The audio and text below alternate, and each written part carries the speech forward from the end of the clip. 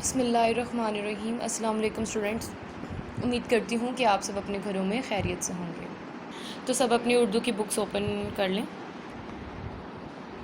میں نے صفحہ نمبر 19 کھولا ہے۔ آج ہم اپنا نیا سبق خوش خلقی پڑھیں گے۔ تو اسٹوڈنٹس، یہ ایک نصیحت آموز کہانی ہے۔ اس سے ہمیں پتہ چلے گا کہ ایک امیر آدمی اپنی بد اخلاقی کی وجہ سے کیسے مفلسی کا شکار ہو جاتا ہے۔ تو چلیں اب ہم اس کی ریڈنگ کی طرف چلتے ہیں۔ کہا جاتا ہے کہ ایک آدمی جسے حالات نے مفلس کر دیا تھا، نہایت تنگ دستی میں دن گزار رہا تھا۔ نوبت فاقوں تک پہنچ گئی تھی۔ وہ ایک امیر آدمی کے پاس گیا اور اسے اپنے حالات سنائے۔ غریب آدمی نے اس سے امداد کی التجا کی۔ امیر آدمی کے پاس اللہ کی دی ہوئی دولت تو بہت تھی، لیکن اخلاق جیسی دولت نہیں رکھتا تھا۔ اس نے غریب ضرورت مند سائل کو بری طرح ڈانٹا اور اس کی مدد کرنے سے انکار کر دیا۔ اللہ تعالیٰ اپنے بندوں پر بڑا رحم کرنے والا یعنی بڑا رحیم ہے۔ امیر آدمی کی بد اخلاقی اللہ کو پسند نہ آئی۔ اس نے امیر آدمی کی قسمت بدل دی۔ اسے اپنے کاروبار میں لگاتار نقصانات اٹھانے پڑے۔ ایسی مصیبتیں پڑیں کہ وہ تنگ دست ہو گیا۔ اب اس کی نہ وہ شان و شوکت رہی نہ عزت۔ آفات کہتے ہیں اسٹوڈنٹس مصیبتوں کو، ٹھیک ہے؟ اس کی املاک کو برباد کر دیا۔ مفلسی نے اس کے گھر میں ڈیرے جما لیے۔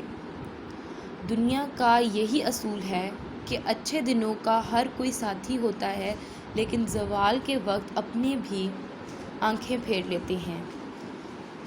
اس کے ساتھ بھی یہی ہوا۔ ملازم، یار، دوست سب اسے چھوڑ گئے۔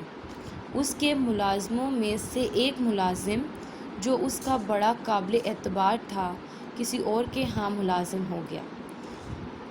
وہ جلد ہی اپنے نئے آقا کے خاص خدمتگاروں میں سمجھا جانے لگا۔ ایک دن یہ خدمت کرنے والا خادم اپنے نئے آقا کو کھانا کھلا رہا تھا کہ کسی فقیر نے دروازے پہ آ کر صدا لگائی۔ یہ آدمی بہت نیک اور خدا ترس تھا۔ اس نے اپنے خادم کو حکم دیا کہ سائل کو کھانا کھلایا جائے اور اس کی ضرورت کو پورا کیا جائے۔ خادم نے اپنے آقا کے حکم کی تعمیل کی۔ جب وہ واپس آیا تو غمگین اور پریشان تھا۔ آنکھوں میں آنسو جاری تھے، جیسے اسے کوئی بہت بڑا صدمہ پہنچا ہو۔ امیر آدمی نے ملازم سے رونے اور غمگین ہونے کی وجہ پوچھی۔